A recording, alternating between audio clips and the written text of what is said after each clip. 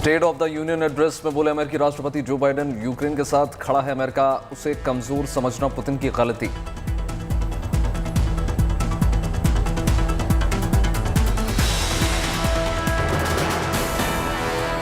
Ukraine रूस war पर बोले अमेरिका के राष्ट्रपति जो बाइडेन, रूस ने की दुनिया की नींव हिलाने की कोशिश। यूक्रेन रूस जंग पर बोले अमेरिकी राष्ट्रपति जो बाइडेन, रूस को मनमानी नहीं करने देंगे। जो बाइडेन ने रूसी प्रेसिडेंट व्लादिमीर पुतिन को बताया तानाशाह, कहा पुतिन ने गलत कदम उठाया। बाइडेन ने कहा रूस के खिलाफ जंग में आजादी की जीत होगी, तानाशाहों को जंग की कीमत चुकानी होगी।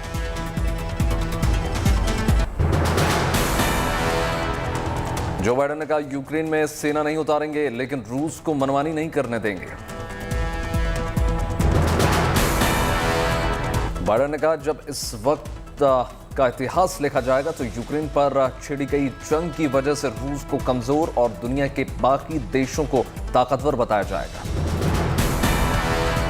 अमेरिका के राष्ट्रपति ने कहा बहुत सारे देश यूक्रेन के साथ हैं, रूस पर आर्थिक प्रतिबंध लगा रहे हैं।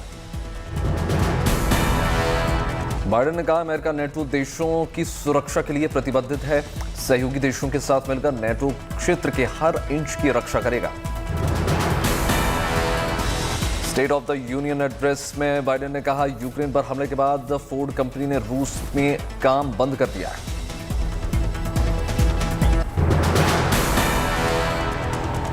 यूक्रेन की स्थिति पर पीएम मोदी ने यूरोपियन संघ के 3 नेताओं से की बात, समस्या के समाधान को लेकर चर्चा।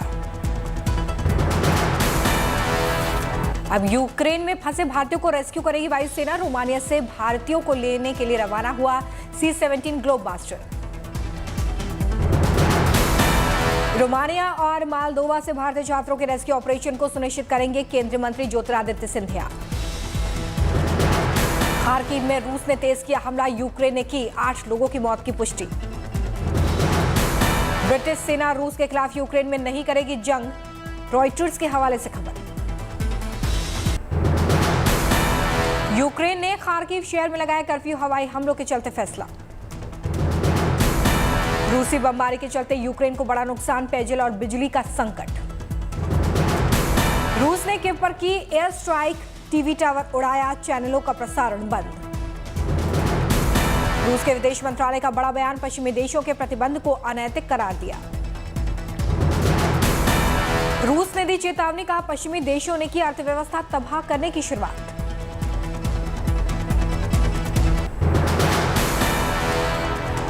यूरोपियन यूनियन में यूक्रेन की सदस्यता अर्जी मंजूर, यूरोपियन संसद ने अपील की दी मंजूर। यूरोपियन यूनियन ने दिया बड़ा बयान, कहा दांव पर लगा है यूरोप का भविष्य। यूक्रेन को ईयू में शामिल करने के लिए होंगे वोटिंग, यूरोपियन यूनियन के अध्यक्ष ने कहा सभी की सहमति के लिए दिया जाएगा फैसला। संयुक्त राष्ट्र उच्चायुक्त की प्रवक्ता शाबिया ने जिनेवा में दिया बयान, यूक्रेन रूस युद्ध से खड़ा हो सकता है यूरोप का सबसे बड़ा शरणार्थी संकट।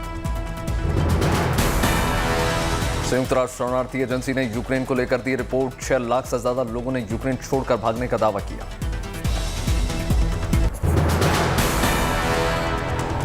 यूक्रेन के राष्ट्रपति ज़ेलेंस्की ने यूरोपियन यूनियन के सामने रखा अपना दर्द, कहा हमारे नागरिक चुका रहे हैं हमले की कीमत। युद्ध में नागरिकों के भी मारे जाने की बात भी ज़ेलेंस्की ने ईयू में उठाई, कहा रूस के हमले में 16 बच्चों की मौत। ज़ेलेंस्की ने कही दुनिया से साथ मिलाने की बात, कहा सभी देशों से हमें मिल रहा है समर्थन। यूं में ज़ेलेंस्की ने यूक्रेन को ठहराया सही, कहा हम अपनी आजादी की लड़ाई लड़ रहे हैं। हमलों को लेकर बोले ज़ेलेंस्की, का रूस रिहायशी इलाकों पर भी कर रहा है हमला।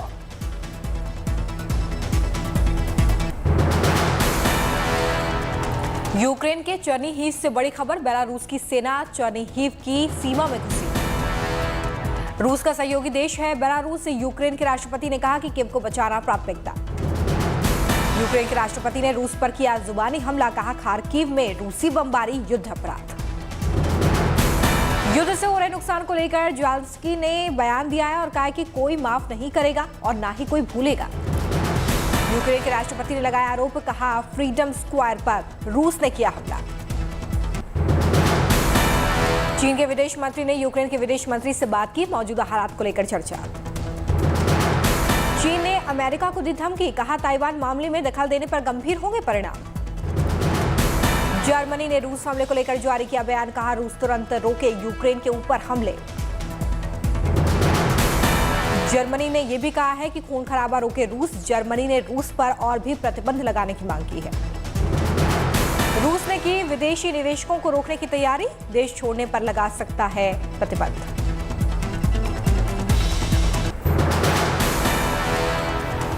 यूक्रेन के कीव से एक तस्वीर, हमले के बीच छोटे छोटे बच्चे गा रहे हैं यूक्रेन का राष्ट्रगान। इन बच्चों ने शेल्टर होम में ले रखी है शरण।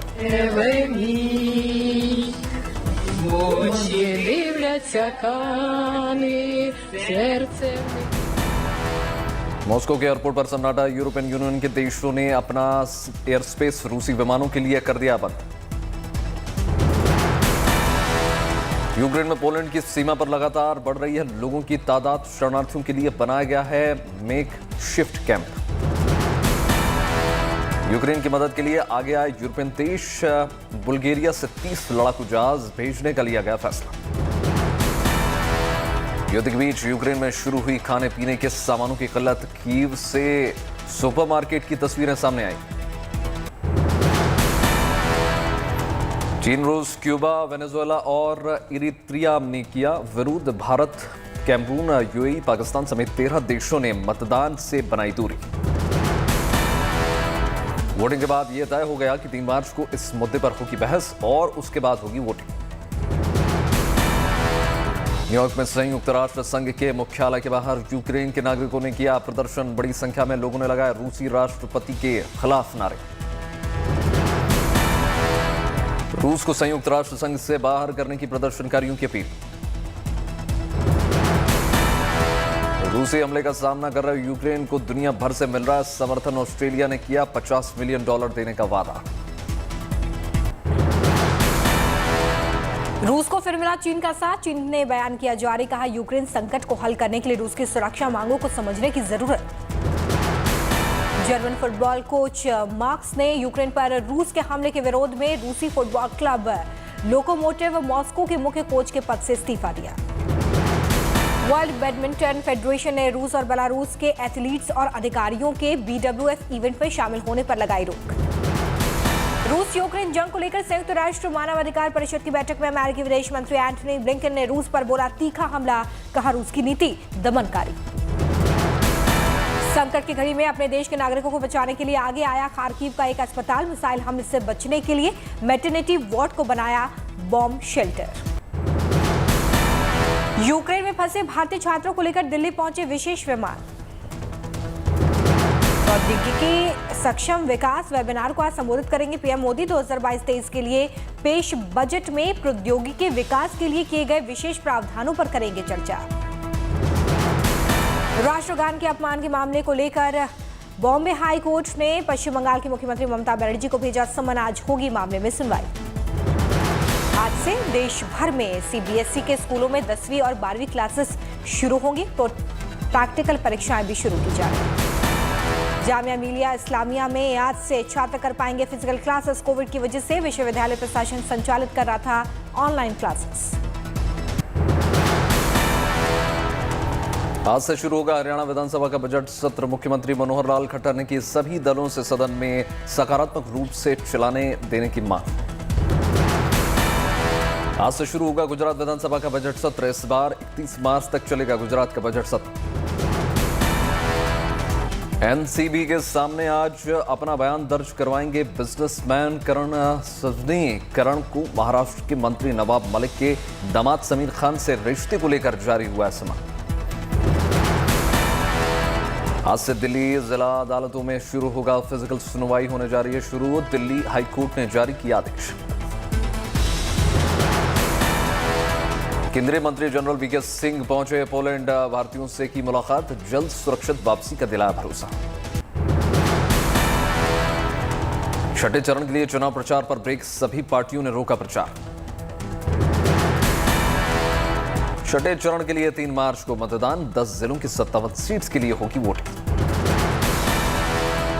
मणिपुर में भी 3 मार्च को होगा मतदान, यहां भी थम जाएगा चुनाव प्रचार। छठे चरण के चुनाव में कई दिग्गजों की प्रतीक्षा लगी है दांव पर, मुख्यमंत्री योगी आदित्यनाथ भी इसी चुनावी किस्मत आजमा रहे हैं। 7वें चरण के चुनाव प्रचार पर अब पार्टियां देंगी जोर, उत्तर प्रदेश में 7 मार्च को होगा 7वें चरण का मतदान। यूपी में छठे चरण का प्रचार खत्म होने से पहले दिग्गजों ने किया चुनावी प्रचार। रक्षा मंत्री राजनाथ सिंह ने संत कबीरनगर में की रैली। यूपी के बलरामपुर में सीएम योगी ने किया चुनावी प्रचार, मंच से सपा और कांग्रेस को निशाने पर लिया। सिद्धार्थनगर में सीएम योगी ने अखिलेश पर बोला जुबानी हमला, कहा सपा की सरकार में सिर्फ कब्रिस्तान के लिए मिलता था फंड। सपा मुखिया अखिलेश यादव ने यूपी के बस्ती में रैली को संबोधित किया, बीजेपी को निशाने पर लिया। सोहेल देव पार्टी के अध्यक्ष ओपी राजभर ने बीजेपी और बीएसपी पर लगाया बड़ा आरोप, कहा अमित शाह के कमरे में तय होता है बीएसपी का कैंडिडेट। अर्थव्यवस्था के मंच पर भारत के लिए शानदार खबर, फरवरी में जीएसटी कलेक्शन में 18% की बढ़ोतरी। चालू वित्त वर्ष में 5वीं बार जीएसटी कलेक्शन ने 1.30 लाख करोड़ रुपए को पार कर दिया है। 4 मार्च को विराट कोहली के करियर का 100वां टेस्ट मैच, पीसीए ने स्टेडियम की क्षमता के 50% भीड़ को मैच देखने की अनुमति दी। भारत और श्रीलंका के बीच खेला जाएगा ये टेस्ट मैच, मोहाली में होगा मुकाबला। 100 टेस्ट मैच खेलने वाले भारत के 12वें खिलाड़ी बन जाएंगे विराट कोहली। दुनिया में अब तक 70 खिलाड़ियों के पास ये उपलब्धि।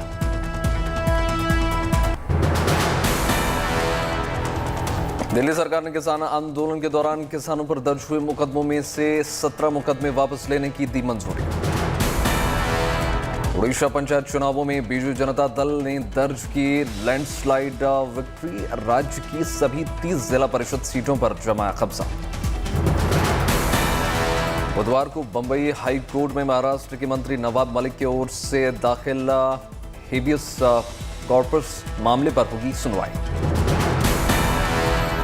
बीजेपी नेता किरीट सोमैया के बेटे नील सोमैया की बढ़ी मुश्किल, नील ने शिवसेना नेता संजय राउत के खिलाफ लगाए थे बड़े आरोप। भारत पे के सह संस्थापक अश्नीर ग्रोवर ने कंपनी के बोर्ड से दिया इस्तीफा। दिल्ली के इंडियन हैबिटेट सेंटर में मनाया गया ब्यूरो ऑफ एनर्जी एफिशिएंसी का 20वां स्थापना दिवस। बीईई एनर्जी एफिशिएंसी के क्षेत्र में शुरू हो रहे हैं स्टार्टअप को मुहैया कराती है मदद। बीई और United Nation Industrial Development Organisation energy efficiency पर कई सालों से एक साथ कर रहे हैं काम। बीईई ने पेश किया जनरेटर लगा इलेक्ट्रिक व्हीकल, बैटरी खत्म होने पर जनरेटर से बैटरी होगी चार्ज, साथ ही एक ऐसा पंप जो बिजली के बिल पर 10 गुना तक कर देगा दाम कम। बीडब्ल्यू और यूनिडो ने इसके अलावा एक ऐसा कूल पैड बनाया है जो किसानों को होने वाले नुकसान को कर देगा आधा, बाजार से आधी कीमत में ये होगा उपलब्ध। -45 डिग्री तापमान में सैनिक ले जाएंगे 10 डिग्री का मजा, टेंट के ऊपर लगाया जाएगा कूल पैड।